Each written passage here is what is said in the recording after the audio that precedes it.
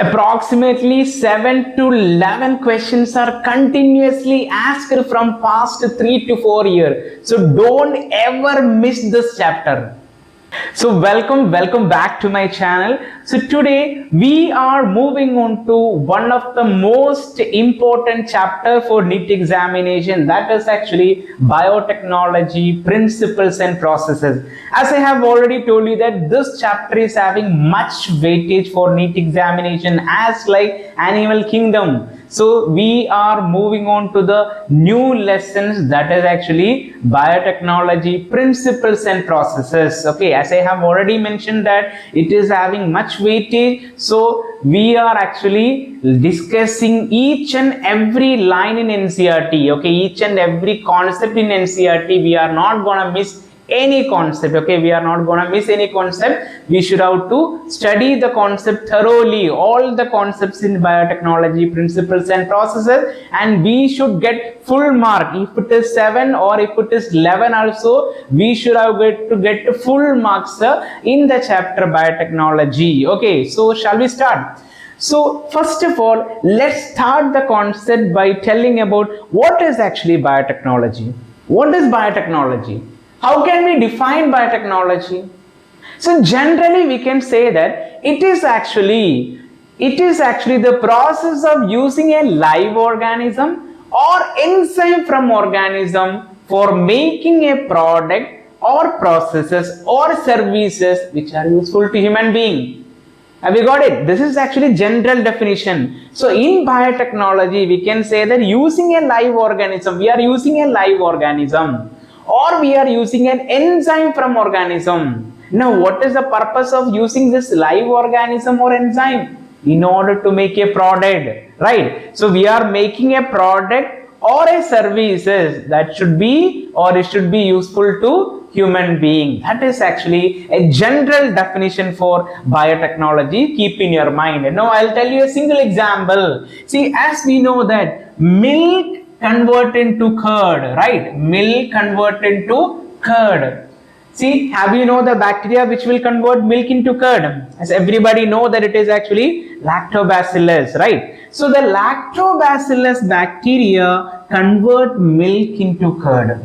Okay, so lactobacillus bacteria convert milk into curd. Okay, now just compare this with the definition of biotechnology. I told you that it is actually the process of using a live organism or an enzyme from an organism. Okay, so here we are using a live organism. That live organism is lactobacillus. Okay, so now what is the purpose of that using that live organism? In order to make a product. So what is the product here? Curd. Okay, curd is the product. Okay, so which will be useful to human being. So this is actually traditional biotechnology, and the same methodology we can see in the wine making also. In wine making also the same methodology. Okay, so as like that, there are many traditional ways of biotechnology. Now when we will look into the modern basis of the biotechnology, actually the modern biotechnology which involve, see, generating a vaccine and in vitro fertilization. Okay, so in vitro fertilization, generating vaccines, etc. So these are the applications in modern biotechnology.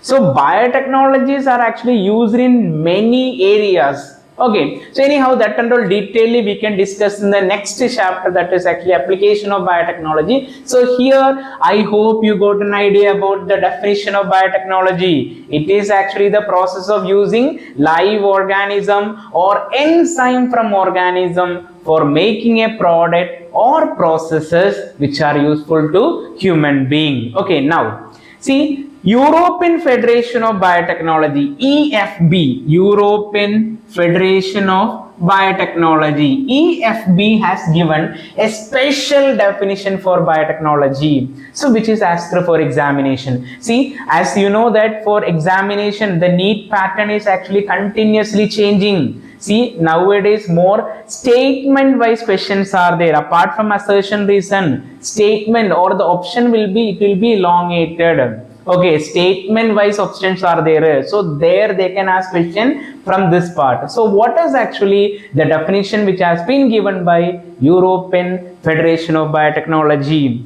See, according to this European Federation of Biotechnology, biotechnology is actually the integration of natural science and organism, cells, part thereof, and molecular analog for products and services. Okay, what is the definition? Integration of biotechnology is the integration of natural science and organism, cells, part thereof, molecular analogs for product and services. So this is actually the definition which has been given by European Federation of Biotechnology. Don't ever miss this. Okay, keep in your mind. I told you that more questions continuously they are asking from this chapter. So NCERT, each line we have to study. Okay. Now, as we have discussed about modern biotechnology and traditional biotechnology, right? Now, so in biotechnology, there are two major core technique are there. Okay, two major core technique. So that core technique enabled the birth of modern biotechnology. Okay, we can say that the core technique enabled the birth of modern biotechnology. So, or we can say that this core technique enable us to combine the molecular analogs of different cells, or we can say that it enable us to compare the different genome of different cells. Okay, so these two core technique, they are actually the first core technique, that is actually genetic engineering. What it is? Genetic engineering. So genetic engineering is actually the first core technique. Now the second core technique, that is actually the bioprocesses engineering. Bioprocesses engineering. So that is actually the second core technique. Okay, so the first one is actually genetic engineering, second one is actually the bioprocesses engineering. Now what is actually the genetic engineering? So in genetic engineering we can say that it is a technique of altering the chemistry of genetic material. So we can say that either RNA or DNA. So we are altering the chemistry of RNA or DNA, and introduction of this altered DNA or RNA into the host organism. So just consider this actually as a DNA. Just imagine this as a DNA. So this is actually the gene of this DNA. So here we are actually altering the chemistry of this DNA. See now, so there is a change in the gene. Now after alteration, introduction of this altered gene or altered DNA into a host organism. So what will happen when we will introduce into a host organism? In the host organism, the gene get activated, the gene get expresses, and it will change the phenotypic character of that host. Okay, so that is actually the genetic engineering process. Okay, so in genetic engineering, alter, or it is actually a technique of altering chemistry of genetic material and introduction it into the host organism to change the phenotypic character of that host organism. Okay, so that is actually generally we can say that genetic engineering. Now what is actually bioprocesses engineering? See, in bioprocesses engineering, we can say that here, see, maintaining a contamination, a micro contamination free environment. Okay, so a micro contamination free environment, that is actually, see, for this bioprocesses engineering, we can say that a sterile ambience, maintaining a sterile ambience which are required for the growth of desired microbes. Okay, so which are required for the growth of desired microbes, that is actually bioprocesses engineering. So we have discussed the two major core techniques. Now in traditional biotechnology, as I have already told you, traditional biotechnologies are used in plant and animal breeding. Okay, so there is a major demerit is actually there will be a growth of desired and undesired microbes. So along with the desired microbes, undesired microbe will also grow. So in case of modern biotechnology, actually after the birth of modern biotechnology, due to the gene cloning technique and gene transfer technology, see there will be a growth of desired microbes. Okay, so here which will enable the growth of desired microbes. Now let's discuss about the basic steps in gene cloning. Just consider this as a vector. This is actually the DNA fragment. So just imagine that, see, we just want to grow or we just want to introduce the DNA fragment into a host organism. So when we will introduce the DNA fragment into a host organism, see, the host organism will reject the DNA fragment. So in order to accepting the DNA fragment, see, we should have to introduce the DNA fragment into a vector. So a vector, it is actually similar to the DNA of the host organism. So the host can accept the vector. Okay, so just imagine this is actually the vector. Now here we are actually introduce the DNA fragment into the vector. So the vector now it is carrying the desired DNA fragment. That means the DNA fragment what we required. Now this is actually called the recombinant DNA. Okay, so recombinant DNA means we already altered the genetic character of the DNA. Okay, so here the vector we are actually introduced the DNA fragment into the vector. Now we can make and we made a recombinant DNA. Now this recombinant DNA we should have to introduce into the host. So you just look at this is actually the DNA of the host and this is actually the recombinant DNA. Okay, now see when the host get multiplied or when the host undergo division, see this recombinant DNA it will also divide. Okay, so we will get more copies of the recombinant DNA. So this is actually the general or basic principles of gene cloning. Now here, see the first recombinant DNA, it is made by two scientists. We will call it as Stanley Cohen and Herbert Boyer.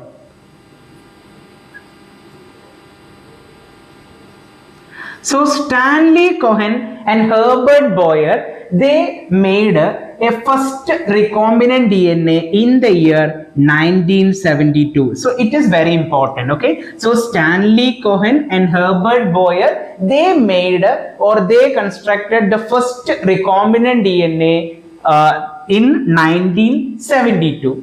Now for constructing the first recombinant DNA, see, they have taken a small DNA fragment from a plasmid DNA. Okay, a small DNA fragment from a plasmid DNA, and they introduced the small DNA fragment into a vector. So here the vector, the small DNA fragment in which they have separated from the plasmid DNA is actually antibiotic resistant. Okay, it is actually having antibiotic resistance. So see this gene, it is actually resistant to antibiotic. Okay, so this is actually the fragment of DNA, the antibiotic resistant gene. They isolated from a plasmid DNA and they introduced the antibiotic resistant gene into a vector. So the vector what they used is actually the plasmids of Salmonella typhimurium. Okay, so they introduced the small DNA fragment. I already told you that it is actually the antibiotic resistant gene. So these antibiotic resistant gene they introduce into the DNA of Salmonella typhimurium. So they have taken Salmonella typhimurium as a vector. Okay, now they introduced the DNA fragment into the Salmonella typhimurium and they made a recombinant DNA. Now see these recombinant DNA they introduce into a host. So the host what they use is actually E. coli, that is Escherichia coli. It is actually a bacteria. So actually they have introduced the recombinant DNA into the host organism, that is actually Escherichia coli. See, and in the host organism, see, this recombinant DNA get multiplied. Okay, now see, as I have already told you that Stanley Cohen and Herbert Boyer, they made the recombinant DNA. Actually here, see, like development of molecular scissor and as well as actually molecular glue. So the molecular scissor is actually restriction endonucleases. Okay, so development of restriction endonucleases as well as the molecular glue, what we call it as actually the DNA ligases. Actually, these two help in the construction of recombinant DNA. See, restriction endonucleases, anyhow detailedly we are going to discuss about restriction endonucleases, which are used to cut the DNA. I told you that it is a molecular scissor, so which are used to cut the DNA.